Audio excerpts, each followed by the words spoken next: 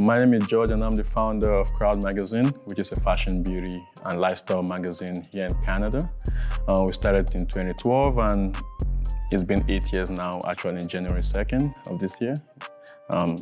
It seems that it has been a long ride, but we're just starting. This is just the beginning. I'm 25 years old and I'm from Nigeria. I moved to Canada in 2009 for university. Before that, I was in Ghana for my secondary education. And to be honest, I am the first of 5 kids. And being the first of 5 kids actually gives you lots of responsibility in terms of leadership, and which has really been instilled in me from my dad, being the leader of his own family. I learned how to be an entrepreneur from my mom. Growing up, she started so many businesses, and even when one business failed, she started a new one without looking back. She's been my rock ever since I started the magazine, always giving me encouraging words, and I really love her for that. Even my dad always pushing us to be independent and focused on anything we put our mind into. Growing up, I never saw any form of discrimination. Even my stay in Ghana for about 5 years, nothing of that sort. But when I moved to Canada, I realized I was a bit different from every other person who was not my color. But really, Canada is being perceived all over the world as a country where everyone is being polite, and the talk of discrimination is quite a taboo topic, to be honest. And if you cannot talk to a white person saying, oh, you're being racist or something of that sort, they would say, oh my God, I'm Canadian, why would you think I'm racist? We're not racist, we're all polite. Yeah, there's discrimination there, but they kind of blanket the whole thing.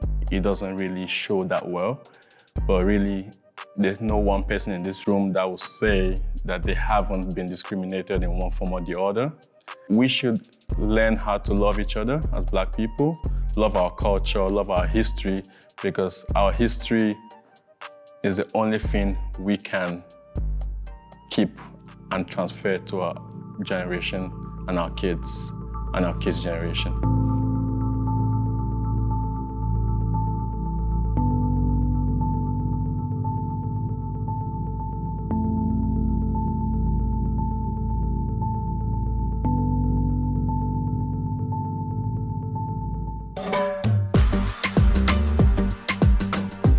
For today, I'll be discussing about the origin of Caribana.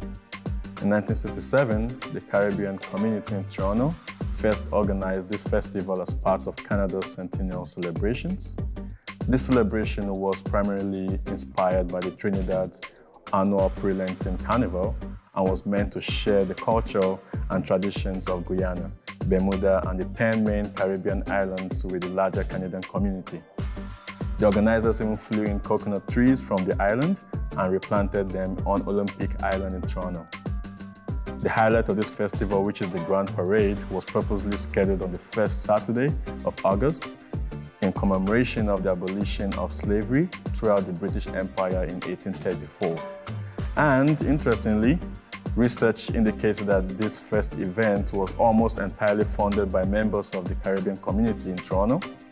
The Toronto Star notes the organizers only received $4,000 from outside sources and that the other $46,000 came from community members. In the years, Caribana has importantly increased the visibility of Caribbean cultures as well as African cultures. Every single time I've gone to this festival, there has been an inclusion of Nigerian and Ghanaian music and food. I also love to dance, so it's always a great time over there.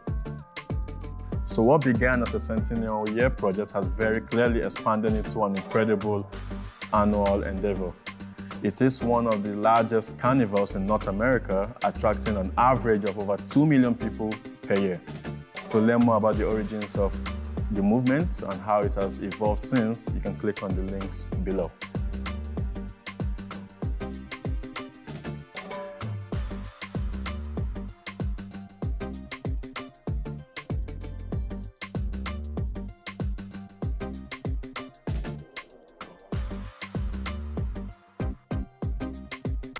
Good morning, McTavish. I'm your host, Hamail, and it's day 3. Student Council meeting Thursday at lunch in room 1608 to discuss the upcoming talent show. We'll see you there. High School Gay Straight Alliance is happening today at lunch in room 2006. Everyone is welcome to attend. MyPass is an Alberta education service that allows high school students to save direct access to their educational information. We would like all high school students to get signed up. They need to email Miss Weatherby from their personal email addresses, and we will email them back with the directions on how to get signed up. This will allow students to track their graduation progress. The email will be on the screen right now. Tomorrow is formal day. Dress your best.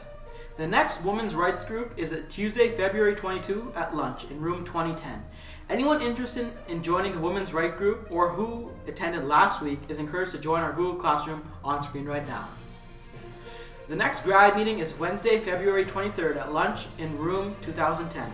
We will discuss fundraising, grad photos, rings, and more. The junior high gyms will be open for the first half of lunch today.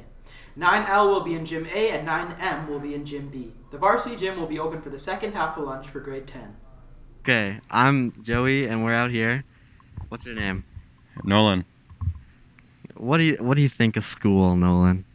I think it's pretty good because you get an education, make money. Right. School sports are finally allowed to have spectators. So come support the varsity girls basketball team as they take on Trinity tonight at 5:30. The game is at Trinity, so let's turn their gym into a sea of blue and orange. Please remember to bring a mask as all spectators are required to wear one. Happy birthday to Warren. Have a good one, man. Here's a fun fact.